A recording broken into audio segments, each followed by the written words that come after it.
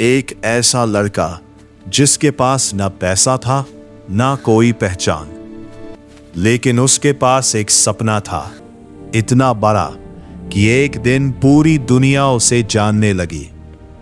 लेकिन क्या आप जानते हैं, जिस इंसान को आज हम मिसाइल मैन के नाम से जानते हैं, उसे कभी अपने सबसे बड़े सपने में असफलता मिली थी। ये कहानी है एपीजे अब्दुल कलाम की, जहां हर असफलता एक नए रास्ते का दरवाजा बन गई। तमिलनाडु के रामेश्वरम का वो छोटा सा द्वीप, जहां एक साधारण सा घर और उस घर में जन्मा एक असाधारण बच्चा। घर में पैसे नहीं थे, लेकिन हौसले बहुत बड़े थे।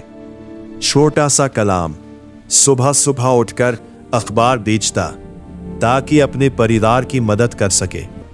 लेकिन जब वो आसमान की तरफ देखता तो उसके मन में एक ही सवाल उठता, क्या मैं भी कभी उड़ सकता हूं? समय बीता और सपनों ने आकार लेना शुरू किया। कलाम ने ठान लिया कि वो एयरफोर्स पायलट बनेंगे। हर दिन हर रात वो बस उसी सपने के लिए जी रहे थे। लेकिन जिंदगी ने यहां एक ऐसा मोड़ लिया जिसकी उन्होंने कभी कल्पना भी नहीं की थी।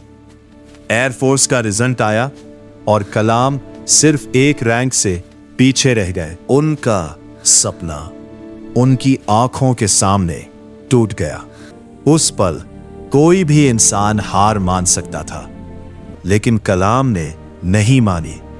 उन्होंने खुद से एक सवाल पूछा, क्या यह अंत है या एक नई शुरुआत? और यहीं से उनकी जिंदगी ने एक नया रास्ता चुन लिया। वो विज्ञान की दुनिया में आ गए, DRDO, फिर ISRO। अब उनका सपना उड़ने का नहीं था, बल्कि देश को उड़ाने का था।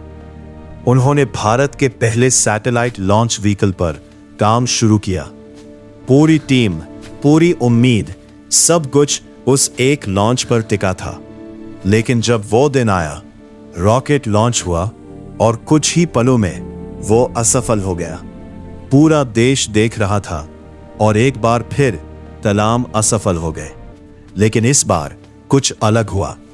उनके सीनियर ने उस असफलता की जिम्मेदारी खुद ले ली, और जब सफलता मिली तो पूरा श्रेय कलाम को दिया।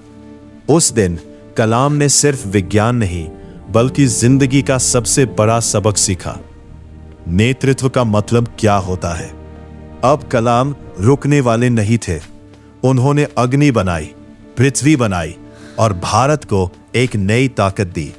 दुनिया अब भारत को एक नए नजरिए से देखने लगी थी, और इस बदलाव के पीछे एक ही नाम था, APJ Abdul Kalam, missile man of India.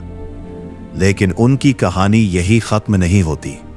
एक दिन वही अखबार बेचने वाला लड़का भारत का राष्ट्रपति बन गया। राष्ट्रपति भवन की वो ऊंची दीवारें, लेकिन दिल वही सादा। वो आज भी बच्चों से मिलते, उनसे कहते, सपने वो नहीं होते जो आप सोते समय देखते हैं, सपने वो होते हैं जो आपको सोने नहीं देते। 2015 एक भाषण, सैकड़ों छात्र और मंच पर खड़े कलाम। वो बोल रहे थे देश के भविष्य के बारे में, और अचानक वो गिर पड़े। वो आखिरी पल तक सिखाते रहे।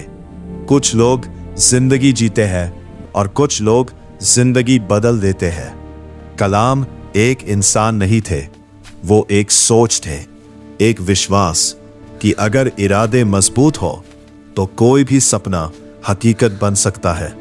और शायद यही वजह है कि आज भी हर भारतीय की आंखों में एक कलाम जिंदा है।